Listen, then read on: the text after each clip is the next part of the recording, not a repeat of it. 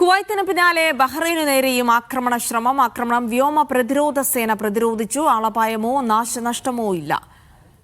സിറാജ് പള്ളിക്കര ബഹ്റൈനിൽ നിന്നുള്ള വിവരങ്ങൾ നൽകും. സിറാജ്, അപ്പോൾ നേരത്തെയും വലിയ സ്ഫോടന ശബ്ദമൊക്കെ കേൾക്കുന്നുണ്ട് തുടങ്ങിയ കാര്യങ്ങളൊക്കെ നമ്മുടെ പ്രേക്ഷകർ തന്നെ കമന്റ് ബോക്സിലൊക്കെ ഇട്ടിരുന്നു. അതിന് പിന്നാലെയാണ് ഇപ്പോൾ സ്ഫോടന ശ്രമം നടന്നു എന്നുള്ള വിവരങ്ങൾ കൂടി പുറത്തു വരുന്നത്. എന്തൊക്കെ വിവരങ്ങൾ ലഭ്യമാകുന്നു?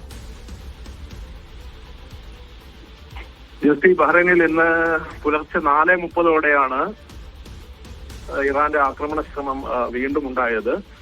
സ്ഫോടന ശബ്ദങ്ങൾ കേൾക്കാമായിരുന്നു. തുടർച്ചയായി ജനങ്ങൾക്ക് ജാഗ്രത സന്ദേശം നൽകിക്കൊണ്ട് സൈറൺ അലേർട്ടുകളും ഫോണിൽ ലഭ്യമായിരുന്നു.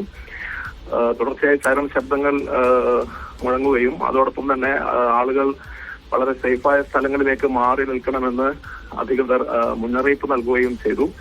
സ്ഫോടന ശബ്ദങ്ങൾ കേൾക്കാമായിരുന്നു എങ്കിലും എല്ലാ ആക്രമണ ശ്രമങ്ങളും ബഹ്റൈൻ വ്യോമപ്രതിരോധ സേന ഫലപ്രദമായി പ്രതിരോധിച്ചു എന്നാണ് മനസ്സിലാക്കാൻ സാധിക്കുന്നത്. രാജ്യത്ത് എവിടെയും ആളപായമോ അല്ലെങ്കിൽ നാശനഷ്ടങ്ങളോ ഈ ആക്രമണം വഴി ഉണ്ടായിട്ടില്ല. ജേഴ്സി.